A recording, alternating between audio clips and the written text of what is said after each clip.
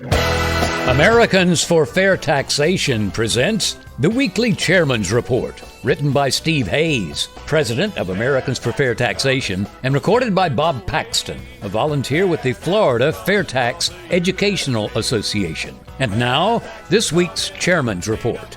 Hello, I'm Bob Paxton with the AFFT Chairman's Report for Friday, November 6, 2020.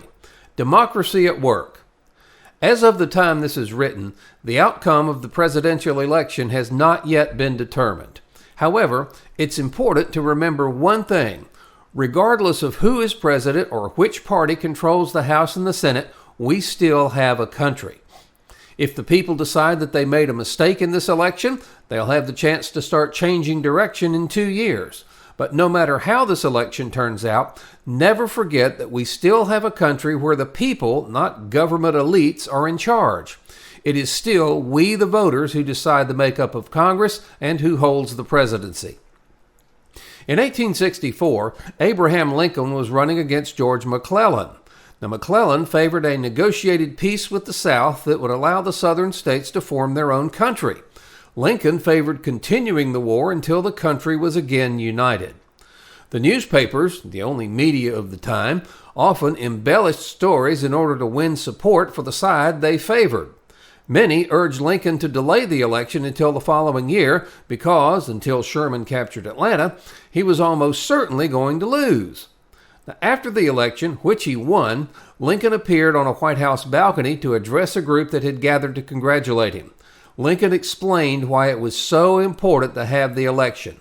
Quoting now, "We cannot have free government without elections, and if the rebellion could force us to forego or postpone a national election, it might fairly claim to have already conquered and ruined us.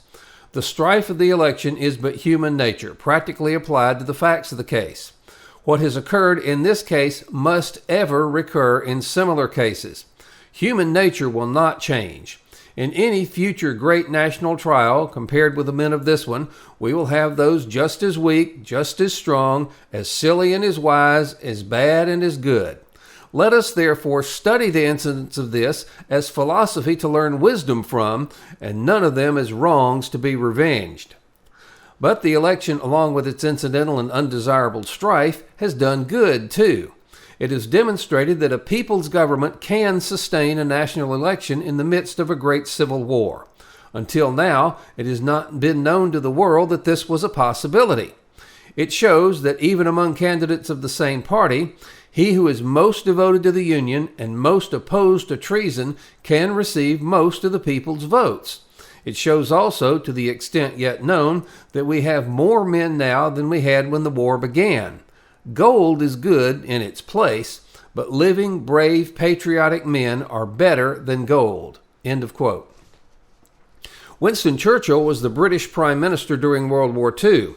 There was pressure on him to postpone or cancel elections, but in the House of Commons in December of 1944, Churchill said, quoting again, "How is that word democracy to be interpreted?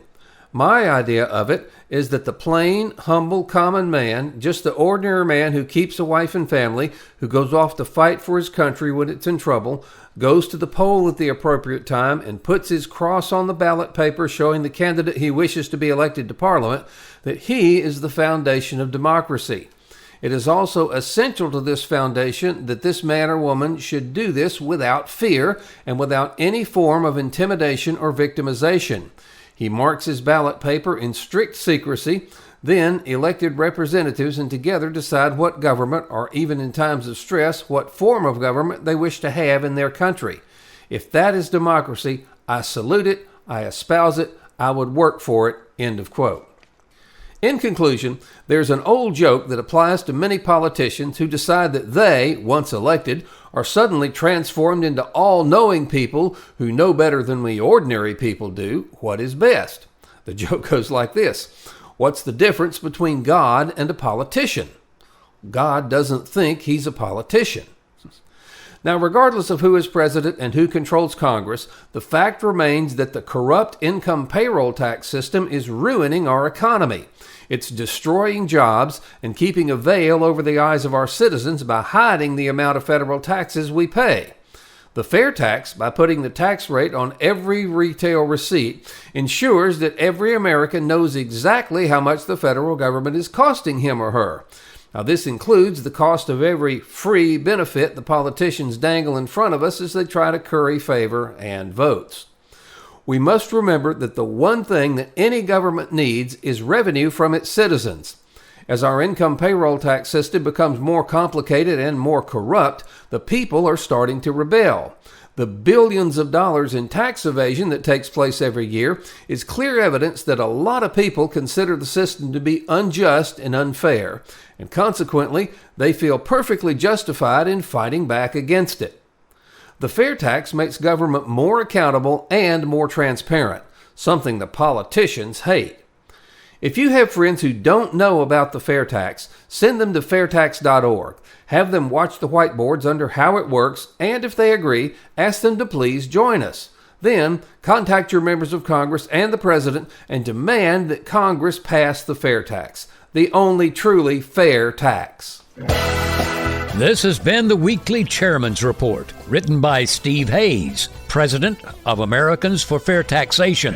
Check back every week for news and information about the fair tax, and learn why the fair tax should replace our antiquated federal income tax system. If you'd like to receive a copy of the Chairman's Report in your inbox every week, sign up at fairtax.org.